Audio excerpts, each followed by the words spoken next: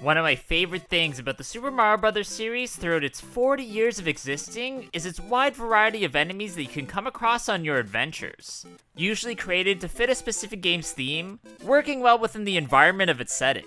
However, once in a while, you'll encounter a foe that really doesn't seem to belong, leading me to want to focus on this event specifically, creating today's video to look at the out-of-place enemies in every single Super Mario Bros. Game. Before I get started on this wacky one, my name is Copycat, and if you haven't yet, please subscribe to my channel, hitting that bell to stay notified when I upload new videos.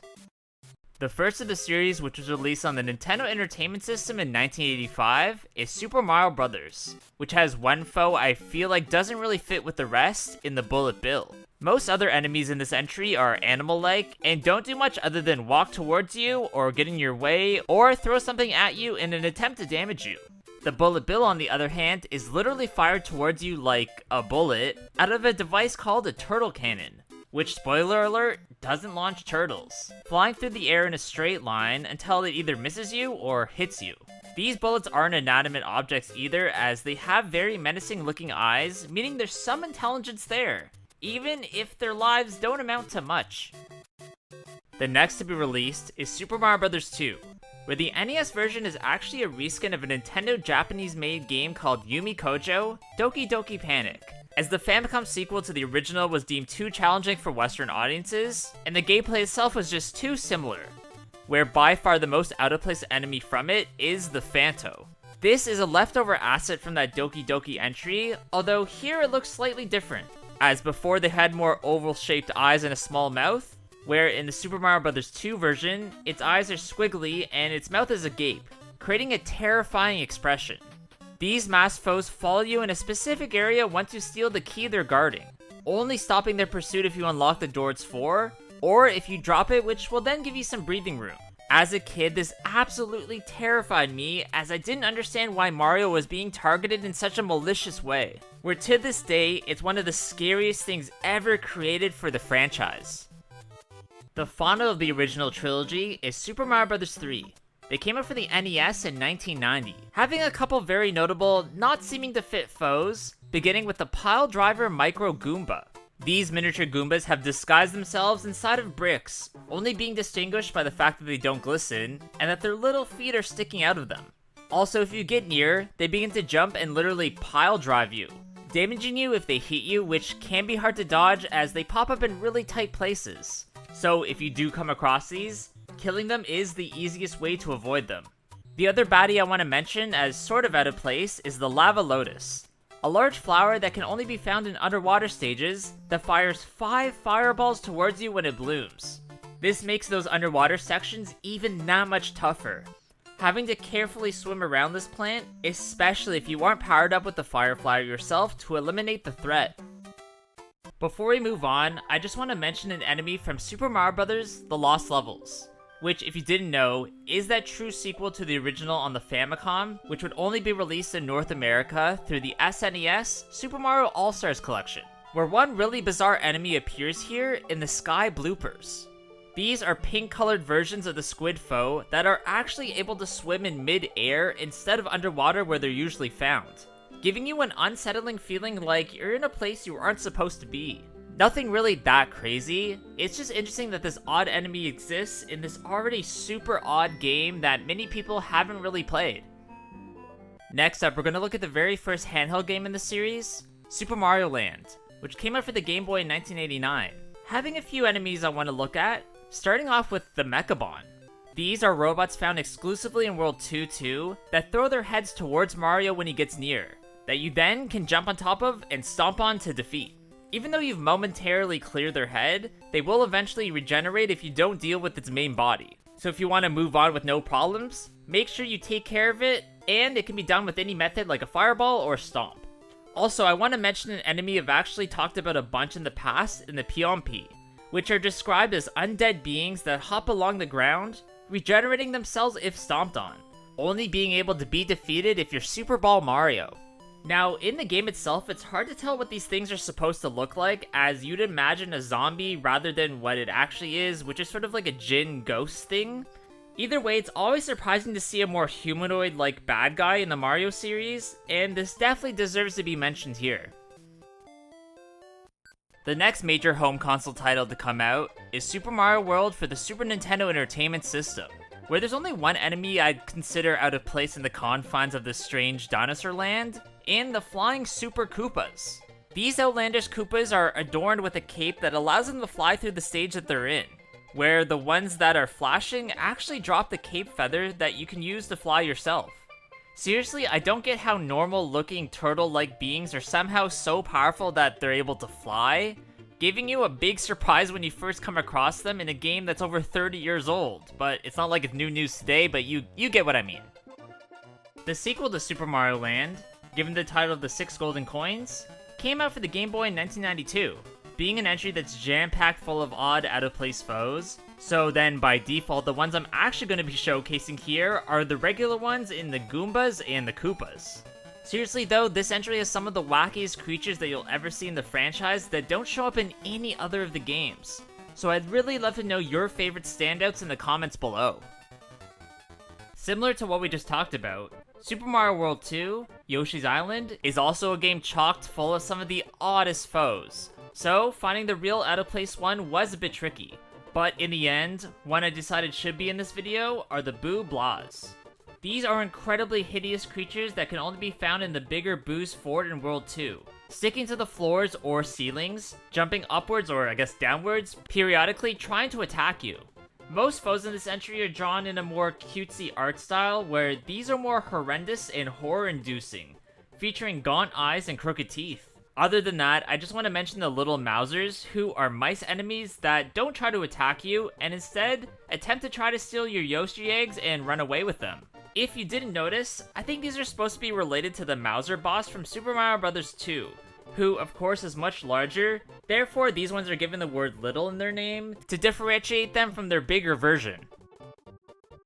The first game of the franchise released within the 3D realm is Super Mario 64 for the N64. Having two spider-like bad guys that are pretty out of place in this title, in the Scuttlebug and the Skeeter.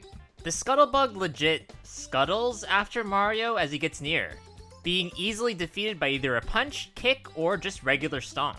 These pretty much act like Goombas, but give you 3 coins instead of 1, and charge at you much, much faster. Plus, they are spider-like and not mushroom things, so there's that. The other is the Skeeter that's found primarily on top of the water of Wet Dry World, skimming across it in an attempt to damage you as you get near. I truly hate both of these foes' extremely buggy, differently shaped eyes that are honestly unnerving to look at, which is a common theme in this video, which I swear was an accident, but it does also make sense. The next game to come out, also set within the 3D realm, is Super Mario Sunshine for the GameCube, having only one enemy I really want to showcase in the Plurps. These are basically just fat chickens who fly up in the sky and drop goop down on you, being able to be defeated by spraying them, where they're then forced to lower, opening up for an attack. This is really the only normal-ish enemy you can find on Delfino Island. I guess other than the bee, but in some ways that's more of a hazard than a foe, and it's kind of boring to talk about in terms of this video. Nintendo would eventually return the series to its 2D roots with the release of new Super Mario Bros. For the dual-screen system, having 2 specific antagonists that I want to talk about, kicking things off with the Block Hopper. It's never really revealed what type of creature is inside of these bricks/blocks, but as you can see, it first appears to be a non-living entity that springs to life when you come near. This attempts to sort of block your path, which can be annoying in very tight spaces. But with a well-timed ground pound, they can be defeated, making them a bit tougher than others, but not that bad. Just like in Super Mario 64, I once again want to talk about the Scuttlebug and Skeeter insect foes, who actually act very differently than before, and even look differently too, which just adds to the mystery. The Scuttlebug here is now yellow and black, and way more spider-like, being able to descend from atop the screen via their webs, trying to hurt Mario of course. One simple bonk will just defeat them. And in some instances, doing this will also help you to get to higher up areas and collect goodies. The Skeeter still acts the exact same, as it skates super fast on water, but has one big difference, and now that it's able to deploy bombs to try and damage you when you're swimming underneath them. These are only found in the hidden world of 3A, and in a few parts of World 8 too. So they aren't super common, and honestly, I forgot about them until I was researching this video. Up next is the Space Super Mario Galaxy for the Wii, having a type of out-of-place foe that I need to mention in the octopus-based Rocto and Octo guys. Both of these spit objects towards Mario when he approaches too closely, being similar to the Octorok bad guys from the Legend of Zelda series, where this is one of the few times that there's some sort of crossover between the storied franchises. I really can't decide if this means things are connected in some strange way, or if this is Nintendo once again just messing with the canon and making things up as they go, which honestly I don't mind as I love it for entertainment purposes. The second installment of the new Super Mario Bros. Sub-series came out for the Wii in 2009, where there's only one foe I want to show off that I consider is pretty weirdly out of place in the Foo, a cloud-like big-lipped being found only in World 7-5. Instead of attacking you or posing any sort of physical threat, these things instead blow out a temporary fog in an attempt to obscure your view as you traverse through the stage. This is actually a genius idea that just isn't used enough, and in subsequent games, Nintendo would actually change how these things operate, only having them blow strong gusts of wind instead of being able to produce clouds. Super Mario Galaxy 2, the sequel to the Wii Space Base entry, came out for the system here in May of 2010, having two enemies that fit this video for their unique reasons, starting with the Smeeches. What's so interesting about these flying points is that they're actually scared of Mario and instead only pick on Yoshi, pursuing your dino buddy relentlessly until they latch onto his mouth with their big, juicy, succulent lips. The only way to get these things off Yoshi and allow him to lick again is by spinning rapidly until they fall off, putting you back to normal in a relatively easy way.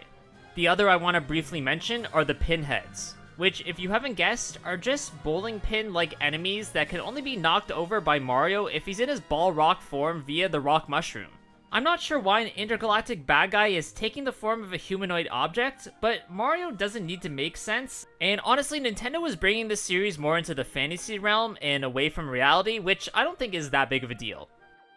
Nintendo would perfectly blend aspects of the series' 2D and 3D realms with the release of Super Mario 3D Land for the 3DS, where the most out-of-place enemies from it are the ones that are inexplicably equipped with tails.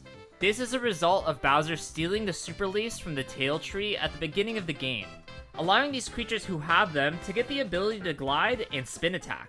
If you're lucky, then one of these foes that you defeat might drop a power-up that you then can use for yourself. Otherwise, they will just drop one measly coin. The third installment of the new Super Mario Bros. Sub-series, oddly given the moniker of being the second, came out for the 3DS in 2012. Where really one enemy that instantly is just odd and does not belong with the rest is the bone version of the Piranha Plant. I mean, if you think about it, it doesn't even make sense. Piranha plants are meant to be literal flowers and not animals that have bones within them.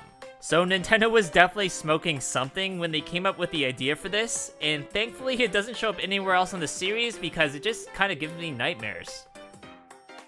The final installment of the new Super Mario Bros. Sub-series came out for the Wii U, then would later be re-released in deluxe version on the Switch, where, without a doubt, the most out-of-place enemy from it are the dragon-like Dragoneels. Not to be confused with the similar looking / sounding named Pokemon Dragonair, these Dragoneels exist in underwater levels and are incredibly long, where the blue ones make very sharp turns that you have to avoid to survive, where the red ones just pursue you, trying to cover a portion of the screen that just makes things annoying. These are very, very cool creatures that are quite different from what we're used to in the series. But again, Mario does lean into the more fantastical things from time to time, and this is just one of those cases. Next up is Super Mario 3D World, that was also initially released on the Wii U, but then also was later re-released and updated for the Switch, where really the only type of creatures I want to look at are the ant ones, that to my knowledge haven't appeared since Super Mario Land 2 for the Game Boy.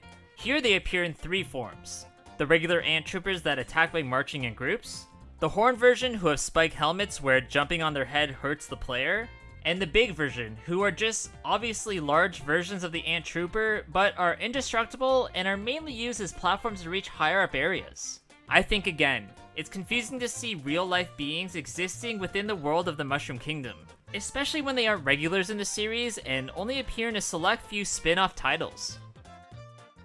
The next game to come out here on the Nintendo Switch is the absolutely massive Super Mario Odyssey, where in this game, you can enter a pipe which takes you into a 2D realm where you can find some truly puzzling things. The main foe I'm really talking about is Donkey Kong, who appears during the New Donk City Festival, as well as in A Long Journey's End on the darker side of the moon, acting a lot like he does in the original arcade series, where he tosses barrels at you in an attempt to damage you. Since Donkey Kong Bonanza has been established as a true prequel to Super Mario Odyssey, I'm not sure what this exactly means in terms of a timeline, or maybe this is meant to be a new dimension where Donkey Kong exists in 2D and not 3D, and he also exists in 3D. Who knows? If you have a theory, let me know in the comments.